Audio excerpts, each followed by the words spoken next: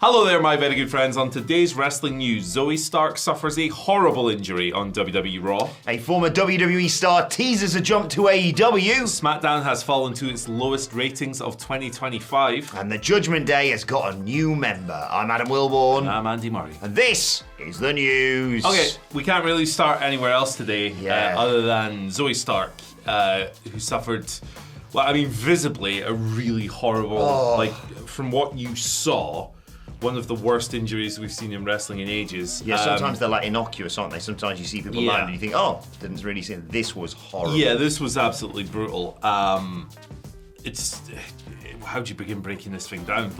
So Zoey was wrestling, it was a triple threat. It was a Money in the Bank qualifier against Rhea Ripley and the returning Kairi Sane. Kairi was working her first match since December, I think, and it was Zoey's first match since January. At one point, Stark went for her springboard missile dropkick thing, which is, it's a really cool move. Awesome, yeah. She does it. It's a really good signature spot, and it just went wrong. She landed really awkwardly on her knee, on her leg, and I think it was her right knee. It just buckled underneath her as she landed. It was kind of as Kairi was coming in. If you kind of go back and watch it, then her knee basically goes the wrong way under her weight. It twists completely the wrong way. And the match was paused straight away. Medical staff had to check on Zoey because obviously. And she was eventually carried to the back. Actually, initially tried to put the arm over the shoulder, kind of hop to the back thing. But it was agony, wasn't she? Yeah, she looked like in the worst pain imaginable. She looked really upset, and eventually the medic just had to pick her up basically because she couldn't hobble. Under her own power, that's the phrase. Yeah, of her own volition. That's it. So it was really awful. She had to leave the match, obviously, and the match continued, and it resulted in Rhea pinning Kairi to advance to the ladder match at Money in the Bank, which seems trivial after all that. But yeah, Zoey's first match since January. She's been kind of left on her own a little bit on the roster because her stablemates in the Pure Fusion collective, Sonya Deville and Shayna Baszler, have both been let go by WWE. Recently, Zoey had, so when I say first match since January, I mean first Raw match since January. Yes. Apologies. She's been on house shows and on main event and stuff like that. But she's had knee injuries in the past, which is maybe the worst thing about this. Yeah. 2021, when she was in NXT, ruled her out for the best part of a year, ages and ages. And she's been on the main roster since 2023. Yeah, it's one of those ones where, just the way it looks, it's like something out of a horror movie. It's a limb bending the wrong way. It doesn't matter how many times you see injuries like that. Visually, it's awful. There's no word on her condition yet. There's no update on specifics of the injury, like muscles, bones, all of that stuff. There's no word of how long she'll be out. It's all completely ambiguous right now as we record this. But it looks really bad, and I feel pretty awful for her. Terrible. Obviously, well wishes to her in her recovery. Like you say, when it comes to knee stuff, your mind immediately goes to ACL, MCL, meniscus, that sort of thing. There's a lot of stuff that can go wrong in a knee, and like you say, you only need to see that clip once. I wouldn't watch it if you haven't seen it because it's wince-inducing to know that it's one of those things where I'm sure that's an awesome dropkick that she does, and it's something she's probably done 100 times, and it's gone completely without incident. And just unfortunately here, for whatever reason, she just lands awkwardly and then goes in the complete wrong direction. Presumably she would have been the one pinned in that match. Kairi, great to see her back, by the way. Obviously eating the pin in this one, like I said, it doesn't really matter in the grand scheme of things. But yeah, a really unfortunate timing, like you say, with the whole goings on with the Pure Fusion Collective. You'd think, well, maybe they got a sort of a new direction for her. She obviously got that big boost with working with Becky Lynch last year, I think it was. And I think she's really talented. I thought she was a really good person to bring up from NXT to the main roster. But one would assume, we don't know anything about this yet, but it's going to be at least for a few months, if not, like you say, maybe a year with knee injury well, stuff. We shouldn't speculate. We shouldn't speculate. We don't know. We really don't know. But with these things, it's fingers crossed. It's just one of those things that may have looked worse than it actually is, but it looked awful. Yeah, you hope so. You'd hope so. It's and look, it's just one of these. It's wrestling, right? Sometimes awful things happen. Right, it's part and parcel of the thing, the whole deal with wrestling. Unfortunately, sometimes people are going to suffer serious injuries, and like I've seen a bunch of tributes coming in from like Bayley, Natalia, Thunder Rosa. There's a few more. I mean, there's loads out there. Something just went wrong, and Zoey got seriously hurt. Yeah, no blame attributed to anybody. Nah, like I can't stand people playing the blame game in situations like this. It just, it's one of those things. But it's a brutal truth, obviously, because nobody wants to see anyone get this badly hurt. So yeah, again, to reiterate, best wishes to Zoey. I hope that the diagnosis, prognosis, whatever the word is, I'm a medical idiot. Whatever comes next is not as bad as it looked, as you said, because my God, did it look horrendous. Yeah, really, really horrific looking injury. Moving on, let's talk about this former WWE star teasing a jump to AEW. This was all over social media after Cedric Alexander appeared at DPW and said the words, "I don't know if you've heard, but I hurt people." Leading people obviously to assume he's jumping to AEW to be involved in the whole Hurt Syndicate storyline.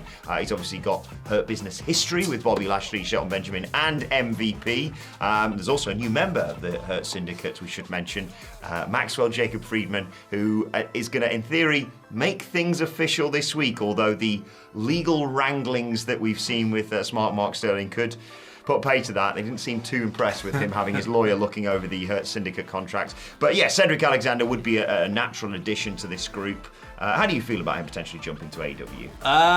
I think it's an interesting proposition because Cedric is a very good professional wrestler, obviously, and somebody who maybe people wanted more from in WWE. He's obviously been affiliated with these gents before, and various on-screen dalliances over the years. But I don't know, man. Like, look, nothing against Cedric. I think he's a fantastic wrestler, and you always have room for fantastic wrestlers on your roster. But I don't know if the Hurt Syndicate. Like, I'll be honest, I don't know if the Hurt Syndicate needs him. No, you might be right there. Does it? Do we need another member right now? I'm not sure. I'm not so sure. You could see big picture wise, you could see him being the sort of swerve. We have got a new member, Max, but it's Cedric Alexander because we don't like you. Well, we've made that quite clear. Straight away, 3 thumbs up for Cedric. We like Cedric more, I mean, that'd be quite fun, to be fair. The good benefit, I suppose, you have if you're AEW signing Cedric Alexander is it's sort of a double whammy because you get, like you say, an incredibly talented Cedric Alexander as part of your roster, but also, bonus, Gary the Goat Garbutt. So, 2 for 1. So that's it. You'll sell out all in as soon as you push the... He's a cleaner, I think, who loses matches, but really wins in the end. No, him and Kenny Omega could form a tag team in that case.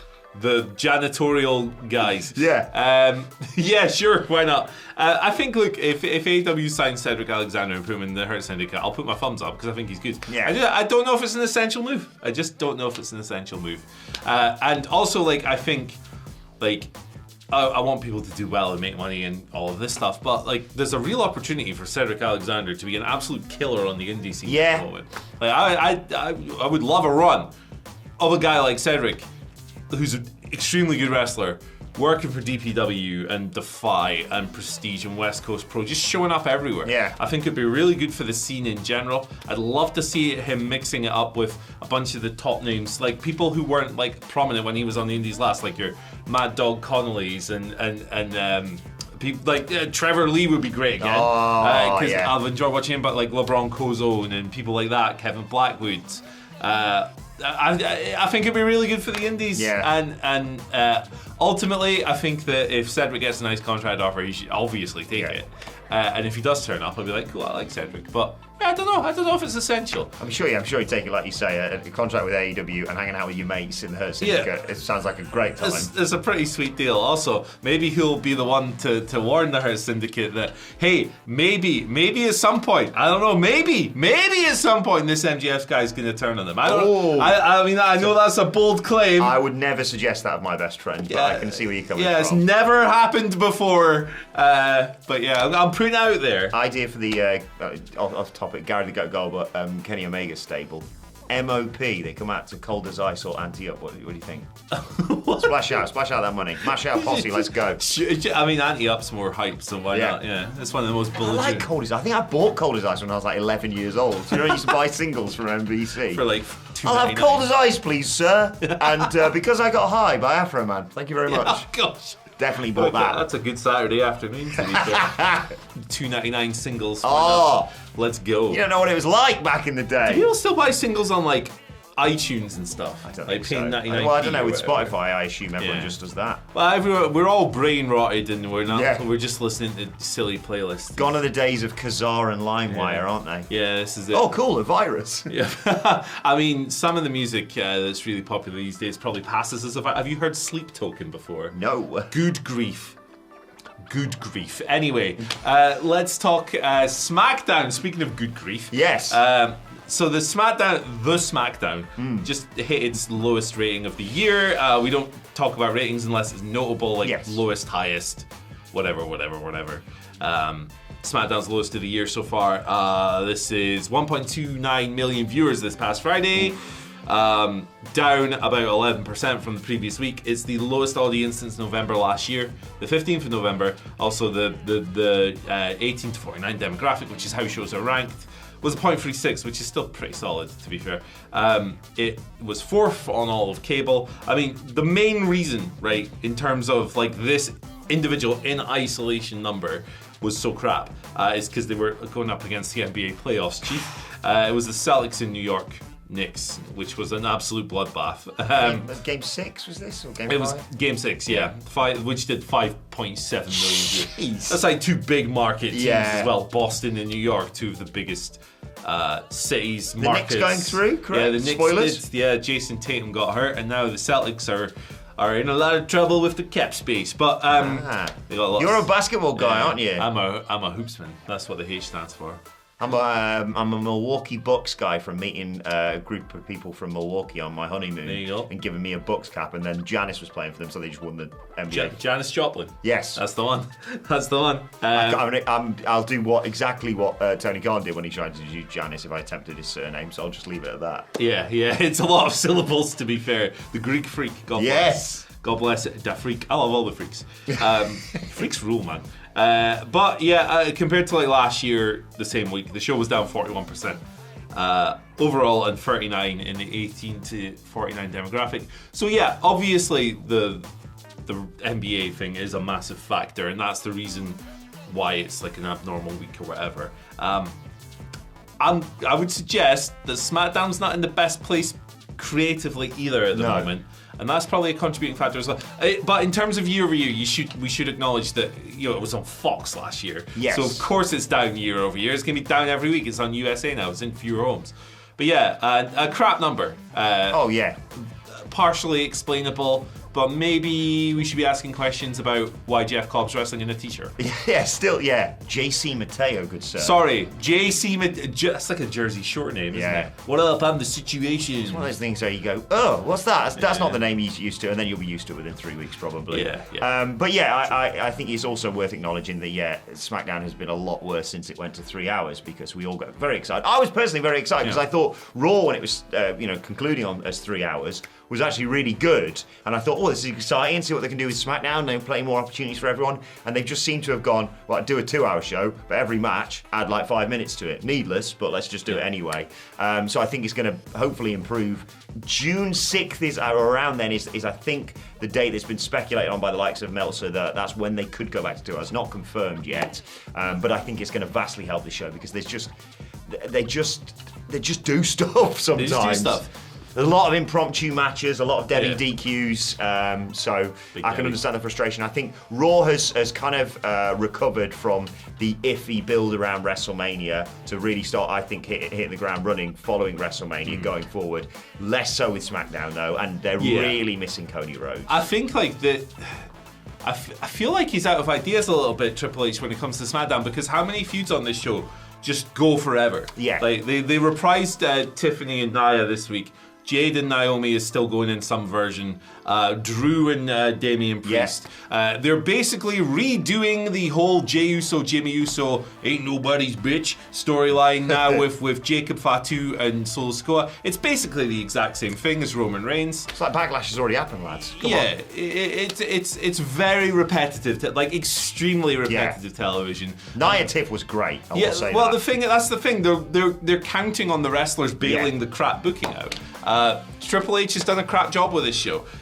It's Road Dogg more. Triple H is well, good on Raw. here's the thing. Road Dogg ruins. People are terrified of criticising Triple H, and it's mental. The Rock did that interview on Pat McAfee. Everyone goes, "Oh, The Rock ruined WrestleMania." What are you talking about? They knew he wasn't going to be there 6 to 8 weeks before. Why are people so terrified of criticising Triple H? Road Dogg, look, since Road Dogg's come in, the quality has definitely gone down, but ultimately Triple H is the man with the final say. If you're that eager to jump down Tony Khan's throat when someone doesn't happen on a Wednesday, you have to hold Triple H to the same standards. Why is he a sacred cow? Yes. Would you say Triple H is dogging it on Friday nights?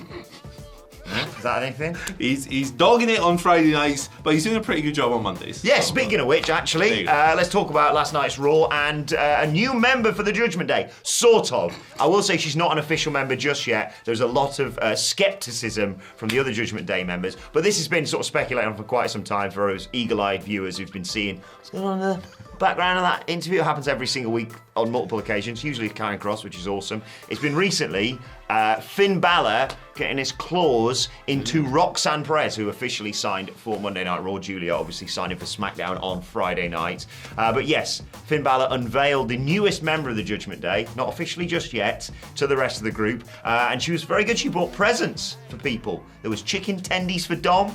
There was apples for Carlito. And there was a whole load of nothing for poor Raquel Rodriguez, who's the most like, what are we doing here? Because, of course, you've got a sort of diminutive, fantastic superstar female in this group, and her name's Liv Morgan. She's obviously off, or she's finished up filming Bad Lieutenant Tokyo, but she wasn't on Raw last night. Becoming the new Hollywood It Girl. That is, that is the phrase people from the 1950s would use, that for some reason everyone's saying this nowadays. But I really like this. Look, Roxanne Perez is awesome. We've been singing her praises on NXT for many years and saying, look, she needs to move to the main roster for quite some time. It finally has been made official last night, about, I don't know, 18 months later than it should have done. But yeah, Finn Balor, very excited to have her as part of the group. Dom and Raquel, not too concerned. JD McDonough's always going to side with Finn Balor on these things, and Carlito's got apples, so he's happy. Yeah, he's munching. He's getting his 5 a day. He's munching. He'd be munching. It's a good fit. It's a good fit. It is. She's a little turd. Her character. Say that with love, Roxanne. Yeah, her character is a little turd. Yes. She's good at it. I do think she's still a better babyface, but she's doing a good job of being being an obnoxious heel, and like that's what the Judgment Day stable is. Yep. Since it stopped being like Edge's Purple Vanity Hour, that's how he sits in his crate. Remember his chair? I remember the chair very well, which I think has been repurposed to given to Lexis King as part of his entrance in NXT. Compensating for his tiny pinner. That's a callback. You remember that video? Yeah, what are we talking about? Purple light, big chair, big vein days. It was a dark time for the Judgment Day. Remember when he did his Slayer entrance? He had that mirrored mask. Oh yeah. I like Cope, but you gotta take the. I think you should take the piss more out of the things you like. He should take the piss more. I don't want grit Cope. Yeah. I want Edge and Christian Banter. Cope. And I hope that's what we get when he comes back. Yeah. But yeah, Roxanne's a good fit. And obviously they've been. Speaking of stories that go on forever, they've been teasing kind of tension. Yeah, they've been breaking up for about a year now. Yeah, same with Grayson Waller and Austin Theory. Careful, what's going to happen there? Yeah. Do you think one of them is going to lose a singles match and it'll be the other one's kind of fault and they won't help them and they'll be like, well, I told you so. I don't care. Yeah, me neither. Oh, gosh. But yeah, look, you should always take the piss out of stuff. It's fun. Like, it's in the spirit of life. Not everything is great. It's not everything so serious. Yeah. Come on. Yeah, come on. Like my favourite villain, the Penguin, said, why are you so serious? And like he also said, that's how Penguins walk, innit? So. I've heard that TV show is really good with Colin Farrell in a big suit. Yes. Quality. Why not? I love the fact he had such amazing prosthetics on the Batman. People were like, who the hell's that guy on set? Yeah. What's going on? The Batman, that was a film. That was a film. That was a serious film. That was really good. Yeah, that needs to be more banter. You needed more Jim Carrey for me. Let's go. Let's get the Riddler in. Let's get Jim Carrey as Batman. Why not? Got Dominic Mysterio. Hey, listen, it might be Hollywood it girl Liv Morgan's turn. She could be Harley Quinn because she's the new Margot Robbie. There you go. Yeah, I'm sure there's people who've fantasized that sort of thing before. There probably is. Anyway, let's cut this one off. If you've had a good time today, that's great. If you haven't, too bad. Here's a video for you to enjoy. The algorithm thinks you're going to love it. Ooh, look at it. Look at that video. I don't know what it is, but it looks great. And remember, enjoy sleep, but you can't enjoy sleep talking. Yep. Bye.